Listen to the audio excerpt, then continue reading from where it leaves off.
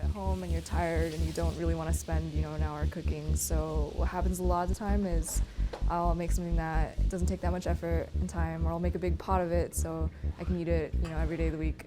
When I'm lazy, I usually decide to order in or eat out. I have a full day of class. This makes it extremely difficult to get back to my apartment to cook lunch. Actually, I almost never do that.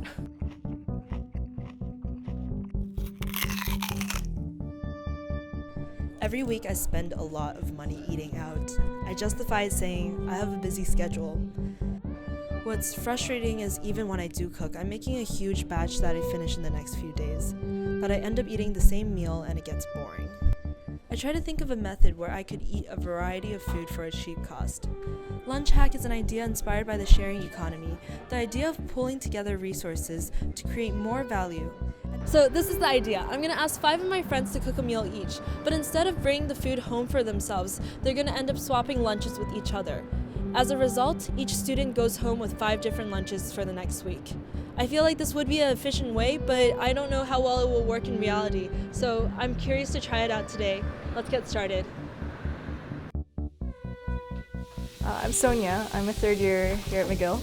My name is Eleanor and I'm a third year. My name is Carlotta, Esposito, and I'm a first year. My name's Nick, and I'm a U3 software engineering student. Hi, my name's Helena. I'm a third year at McGill this year, and I'm studying psychology.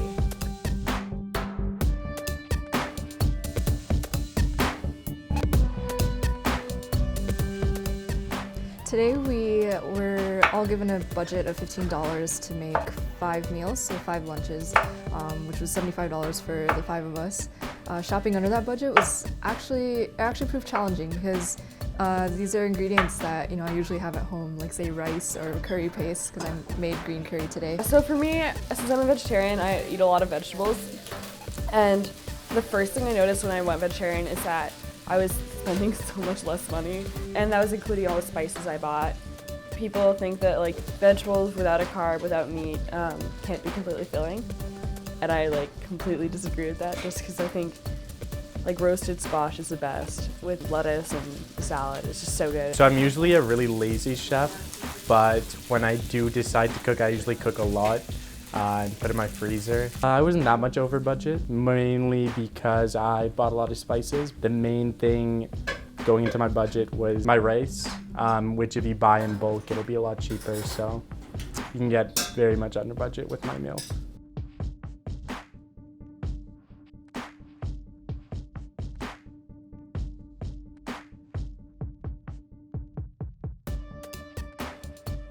Well, I like to cook and I like to take pictures of food. Right now, what we're doing and what we're cooking is pretty easy and really fast. I went over budget.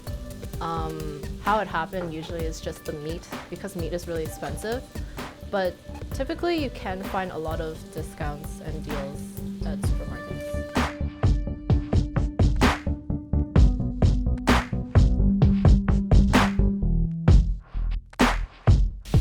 I like cooking. I enjoy it. It's therapeutic for me when I have the time, but a lot of people I know, like my friends, do the same thing where they'll make a lot of food that they can eat over several days, and of course you'll get sick of eating the same thing over and over, so it's great if you can gather your friends and each make something different.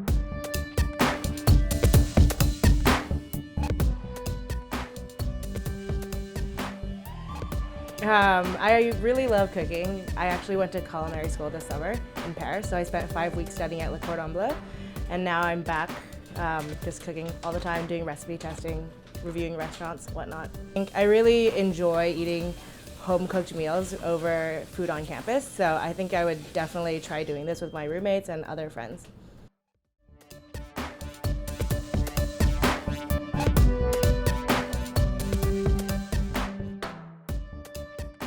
I think it's a really good idea. I think it's definitely, the diet restrictions can be tough, because not everyone wants, a lot of people rely on meat for their lunches just because it's really easy and easy to cook, and it's a really good way to stay full on protein. But I think the idea of kind of cooking for someone else and everyone pitches in a little bit is really fun, so I would do it.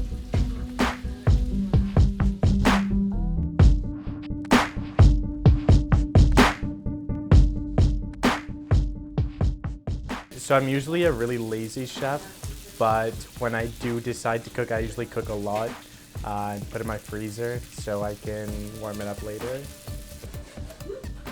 Yeah, and my food definitely took a lot longer than a lot of people to cook, so I was kind of like running around trying to get room places, and yeah.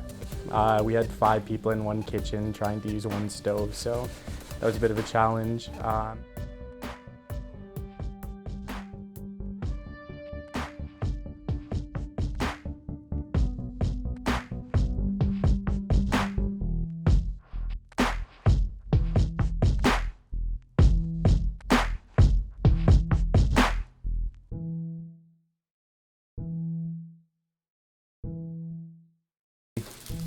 So I really love Lebanese food, like shawarmas, love Persian food, basically anything ethnic. I don't want to say like I love Bustan or anything. Like,